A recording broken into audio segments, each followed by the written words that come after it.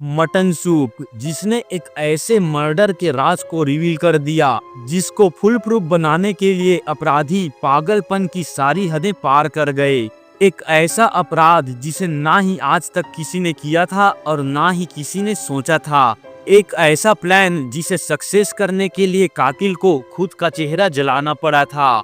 ये प्लान एक तेलुगु मूवी से इंस्पायर होकर किया गया था। अगर आप सोच रहे होंगे कि मटन सूप में जहर था, तो ऐसा बिल्कुल नहीं है, क्योंकि मटन सूप यहाँ पर एक ऐसा किरदार है जो एंड में सारे राज खोल देता है। Welcome to the show, my name is Ritesh and you are watching the case of killer soup. 27 नवंबर 2017 नागरकुनुल तेलंगाना के एक प्राइवेट हॉस्पिटल में एक शख्स को एम्बुलेंस से लाया जाता है। उस शख्स का चेहरा काफी ज्यादा झुलसा हुआ था और वो इंसान दर्द से काफी ज्यादा चीख रहा था।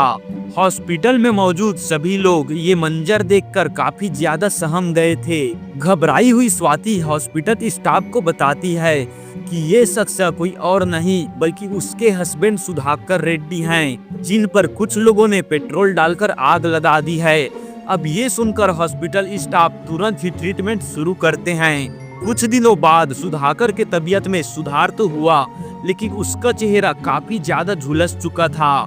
डॉक्टर ने सजेस्ट किया कि उसका चेहरा ठीक करने के लिए प्लास्टिक सर्जरी करनी पड़ेगी, जिसके लिए स्वाति एग्री हो जाती है।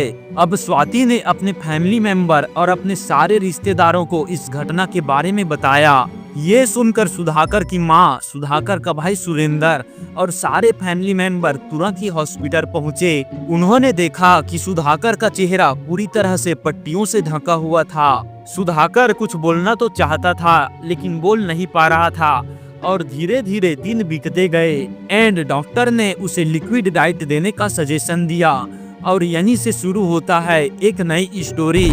अब सुधाकर को मटन सूप बहुत ज्यादा पसंद था, इसलिए उसकी माँ मटन सूप बनाकर हॉस्पिटल ले आती है, लेकिन सुधाकर ने उस सूप को पीने से मना कर दिया। माँ और भाई के बहुत ज्यादा प्रेशर डालने के बाद भी उसने सूप को पीने से मना कर दिया, जिस वजह से सभी लोग बहुत ही ज्यादा हैरान हो जाते हैं, क्योंकि सुधाकर मटन सूप पीने का इतना ज्यादा शौकीन था कि वो डेली ही मटन सूप पी जाता था। और इसी बात ने सुधाकर के भाई सुरेंद्र के मन में एक डाउट पैदा कर दिया। सुधाकर का चेहरा 30% से भी ज्यादा जल गया था। सुधाकर के भाई ने एक बात नोटिस किया कि सुधाकर के उठने बैठने और चलने का तरीका काफी ज्यादा बदल गया था। इन सभी बातों को ध्यान देने पर उसका शक इतना ज्यादा बढ़ गया कि वो बिना किसी को बताए तुरंत ही पुलिस स्टेशन चला जाता है। पुलिस को सुरेंद्र ने पूरा एक्सीडेंट बताया कि कैसे हमला हुआ और कैसे क्या क्या हुआ। उसने ये भी बताया कि कैसे उसके भाई ने मटन सूप पीने से मना कर दिया।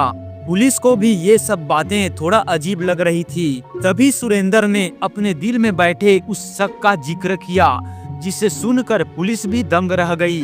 सुरेंद्र ने कहा कि जो इंसान हॉस्पिटल में एडमिट है वो उसका भाई सुधाकर नहीं बल्कि कोई और इंसान है। यह केस पुलिस के लिए बहुत ही ज्यादा चौंकाने वाला केस था, इसलिए उन्होंने एक स्पेशल इन्वेस्टिगेटर की टीम को इस केस में छानबीन के लिए लगा दिया। अब वो आदमी सुधाकर है या नहीं, इसका पता केवल फिंगरप्रिंट के थ्रू ही चल सकता था। इसलिए पुलिस ने उस आदमी के फिंगरप्रिंट को सुधाकर के सारे डॉक्यूमेंट से मैच करना शुरू कर दिया। एंड कुछ दिनों बाद जब रिजल्ट आया तो सब के सब दंग रह गए। फिंगरप्रिंट डिसमैच था। हॉस्पिटल में एडमिट वो इंसान जिसे इतने दिनों से वे लोग अपना बेटा, अपना पति मानकर उसका बहुत ही ज्यादा ख्याल रख रहे थे, वो आदमी एक्चुअली में सुधाकर था ही नहीं। अब सवाल ये आता है कि वो आदमी कौन था और असली सुधाकर कहाँ है, और क्यों स्वाति ने उसे ही अपना असली हस्बैंड बताकर हॉस्पिटल में एडमिट कराया। इन सभी सवालों के पूछताछ के लिए पुलिस ने स्वाति को पुलिस स्टेशन बुलाया। स्वाति से एक्सीडेंट होने से लेकर सुधाकर को हॉस्पिटल में एडमिट कराने तक की सारी जानकारी ली गई, जिसमें स्वाति ठीक से बयान नहीं दे पा रही थी। इसलिए पुलिस ने स्वाति से सख्ती से पूछताछ करना शुरू कर दिया। एंड अब स्वाति बताती है रियल स्टोरी। साल 2014 स्वाति की सुधाकर से शादी हो गई, यह एक अरेंज मैरिज था। सुधाकर पेशे से एक बिजनेसमैन था और स्वाति एक हॉस्पिटल में नर्स थी। उनके 2 छोटे बच्चे भी थे, एक बेटा दर्शित और छोटी बेटी हर्षिता। शादी के कुछ सालों के बाद ही स्वाति को बैक पेन शुरू हो गया एंड जब दर्द बहुत ज्यादा बढ़ गया तो स्वाति सुधाकर के साथ डॉक्टर को दिखाने गई। डॉक्टर ने उन्हें फिजियोथेरेपी का सजेशन दिया एंड उस फिजियोथेरेपिस्ट का नाम था राजेश। शुरुआत में स्वाति सुधाकर के साथ ही फिजियोथेरेपी के लिए जाती थी, लेकिन सुधाकर के बिजी होने के कारण बाद में स्वाति वहां अकेले जाने लगी एंड कुछ टाइम बाद फिजियोथेरेपिस्ट राजेश और स्वाति के बीच अफेयर शुरू हो गया। धीरे धीरे ये दोनों बहुत ही ज्यादा क्लोज आ जाते हैं। अब बिना रीजन के स्वाति सुधाकर से तलाक तो ले नहीं सकती थी, इसलिए स्वाति और राजेश ने मिलकर एक अलग ही प्लान बनाया। स्वाति के दिमाग में एक अलग ही आइडिया आया जिसे उसने राजेश के साथ शेयर किया। उन्होंने एक फिल्म को अपना इंस्पायरेशन बनाया। दरअसल उस फिल्म में बताया जाता है कि कैसे प्लास्टिक सर्जरी की हेल्प से किसी एक इंसान के चेहरे को दूसरे इंसान में बदला जा सकता है। दोनों ने उस फिल्म को 20 से भी ज्यादा बार देखा एंड उसके बाद स्वाति ने एक ऐसा प्लान बनाया जिसे सुनकर आपके भी होश उड़ जाएंगे। प्लान के मुताबिक स्वाति ने राजेश को सुधाकर जैसे बनने का ट्रेनिंग देना शुरू कर दिया। सुधाकर के उठने बैठने और चलने से लेकर हर छोटी से छोटी बात को स्वाति ने राजेश को सिखाई।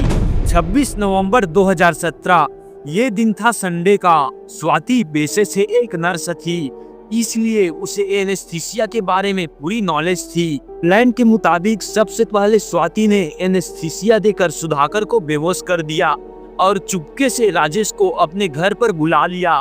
फिर इन्होंने आयरन रॉड से सर पर हमला करके सुधाकर को जान से मार डाला और उसके बाद उसके चेहरे को मिटा दिया ताकि अगर उसकी बॉडी मिल भी जाए तो उसकी पहचान न हो पाए। फिर इसके बाद वे लोग सुधाकर की बॉडी को एक चादर में लपेटकर महबूब नगर के जंगल में ले गए, जहां उसकी बॉडी को जलाकर दफन कर दिया।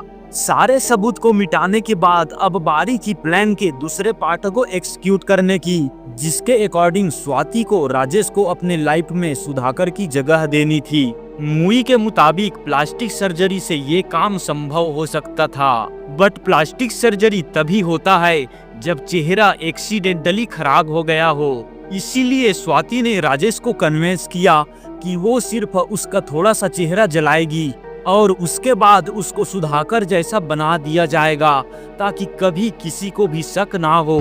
27 नवंबर 2017 मर्डर करने के दूसरा दिन स्वाति के समझाने से राजेश अपना चेहरा जलाने के लिए तैयार हो जाता है, जिसके बाद स्वाति अपने ही हाथों से उसके चेहरे पर धीरे धीरे एसिड डालकर उसे जलाना शुरू करती है। एसिड जैसे जैसे राजेश का चेहरा जलाते जा रहा था, उसकी चीखें और भी ज्यादा तेज होती जा रही थी। अब स्वाति तुरंत ही राजेश को हॉस्पिटल लेकर जाती है, जहां पर उसे सुधाकर बताकर एडमिट कराया जाता है। अब जिस बेवकूफी की वजह से ये दोनों पकड़े गए वो रीजन भी बिल्कुल अलग था। जैसे आपको पता है कि कैसे मटन सूप न पीने की वजह से सुधाकर के भाई को शक हुआ और उसके बाद कैसे स्वाति और राजेश पकड़े गए। अगर राजेश सूप पी लेता तो शायद ही ये दोनों इतनी जल्दी पकड़ में आते। राजेश के सूप न पीने का मेन रीजन था कि वो एक वेजिटेरियन था। स्वाति द्वारा उसे चलना, उठना, बैठना और सब कुछ तो सिखा दिया गया, बट मटन सूप पीने से उसने मना कर दिया। एट द एंड दोनों को अरेस्ट कर लिया गया। मूवी देखकर बनाए गए इस प्लान में इन दोनों ने ये नहीं देखा कि एक इंसान से केवल उसका चेहरा ही नहीं जुड़ा होता, उस इंसान के और भी दिनचर्या जुड़े होते हैं। पूरी स्टोरी से एक बात तो समझ में आ गया कि बुरे का अंत हमेशा बुरा ही होता है। तो ये था आज का केस। आप अपना ख्याल रखिए। मिलते हैं ऐसे ही नए केस के साथ। बहुत बहुत धन्यवाद।